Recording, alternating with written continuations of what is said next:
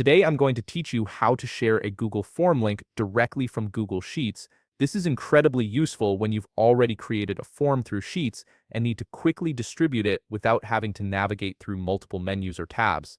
Let's start by opening your browser and heading over to workspace.google.com.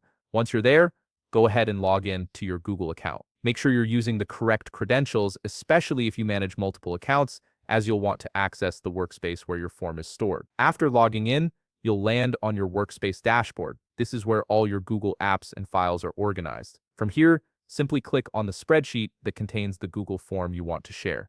If you have several spreadsheets, take a moment to locate the right one to avoid any confusion. Once the spreadsheet opens, you'll see all the sheets listed at the bottom of the screen. Click on the specific sheet that contains your Google form. This is important because forms are often linked to particular sheets where responses are collected, so you need to be working from the correct one. Now, direct your attention to the top menu bar. Click on Tools, which will open a drop-down menu with various options.